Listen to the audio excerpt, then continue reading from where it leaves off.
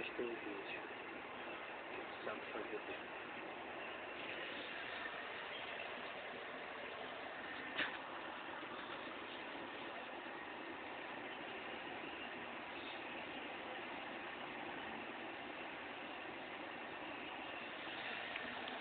O desenvolvimento do conceito de cultura, do livro Cultura, um conceito antropológico, de Roque de Barros Laraia.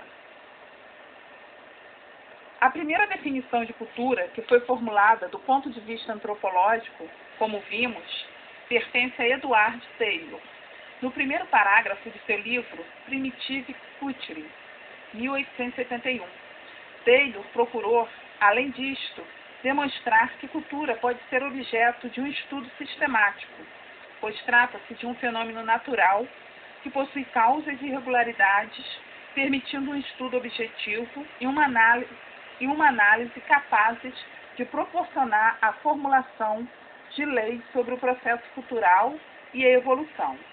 O seu pensamento pode ser melhor compreendido a partir da leitura deste seu trecho.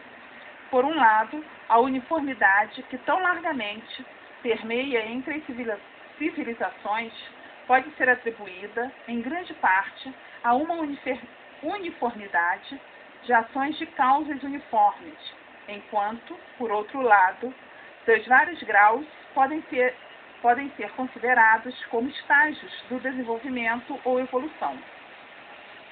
Buscando apoio nas ciências naturais, pois considera-se cultura como um fenômeno natural, Taylor escreve em seguida: nossos investigadores modernos nas ciências da natureza inorgânica tendem a reconhecer, dentro e fora de seu campo espacial de trabalho, a unidade da natureza, a permanência de suas leis, a definida sequência de causa e efeito, através da qual depende cada fato. Apoiam firmemente a doutrina pitagoriana da ordem do cosmo universal. Afirmam, como Aristóteles, que natureza não é constituída de episódios incoerentes, como uma má tragédia. Concordam com Leibniz no que ele chamou meu axioma, que a natureza nunca age por saltos, tanto como em seu grande princípio, comumente pouco utilizado, de que nada acontece sem suficiente razão. Nem mesmo no estudo das estruturas e hábitos das plantas e animais, ou na investigação das funções básicas do homem, são ideias desconhecidas. Mas quando falamos dos altos processos do sentimento e da ação humana, do pensamento e linguagem, conhecimento e arte, uma mudança aparece nos tons predominantes de opinião. O mundo, como um todo, está fracamente preparado para aceitar o estudo geral da vida humana como um ramo da ciência natural.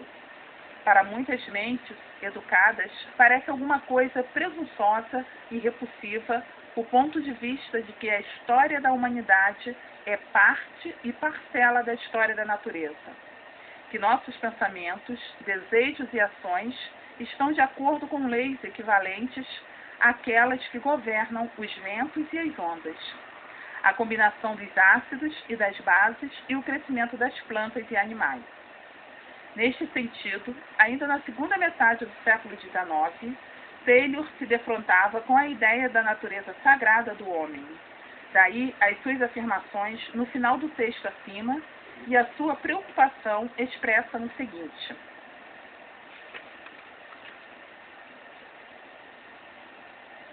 mais outros obstáculos para a investigação das leis da natureza humana surgem nas considerações metafísicas e teológicas.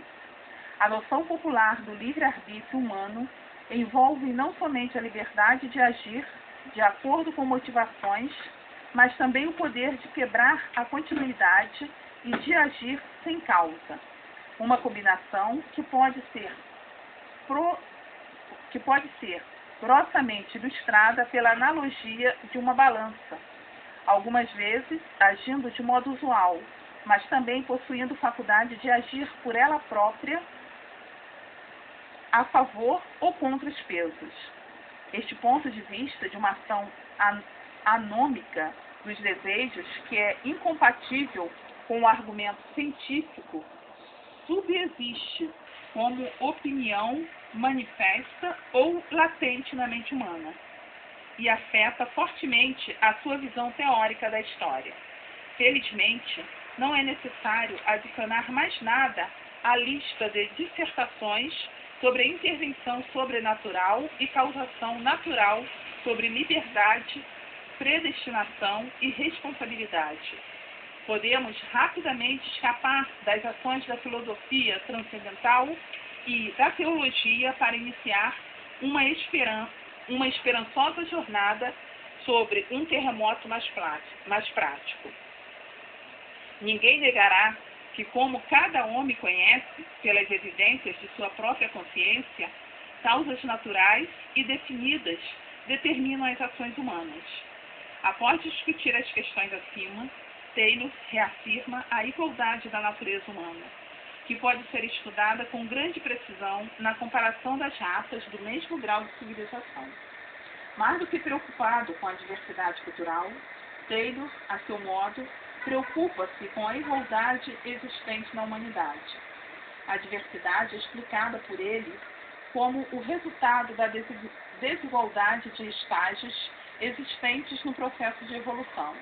Assim, uma das tarefas da antropologia seria de estabelecer, grosso modo, uma escala de civilização, simplesmente colocando as nações europeias em um dos extremos da série e em outro as tribos selvagens, dispondo o resto da humanidade entre dois limites. Merck mostra que Taylor pensava as instituições humanas tão distintamente estratificadas quanto a terra sobre a qual o homem vive. Elas se sucedem em séries substancialmente uniformes por todo o globo, independentemente de raça e linguagem. Diferenças essas que são comparativamente superficiais, mas moduladas por uma natureza humana semelhante, atuando através das condições sucessivamente mutáveis da vida selvagem, bárbara e civilizada. Para entender Taylor, é necessário compreender a época em que viveu e, consequentemente, o seu background intelectual. O seu livro foi produzido nos anos em que a Europa sofreu o impacto da origem das espécies, de Charles Darwin, e que a nascente antropologia foi dominada pela estreita perspectiva do evolucionismo unilinear. A década de 60 do século XIX foi rica em trabalhos desta orientação. Uma série de estudiosos tentou analisar, sob esse prisma, o desenvolvimento das instituições sociais, buscando no passado as explicações para os procedimentos sociais da atualidade. Assim, Mann em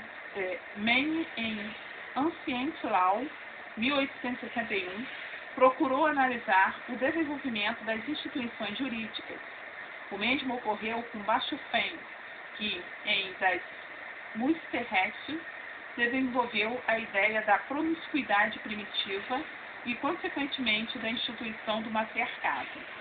E, em Primitive Mariage, 1865, Max Lehmann estuda a instituição do matrimônio a partir dos casamentos por rapto.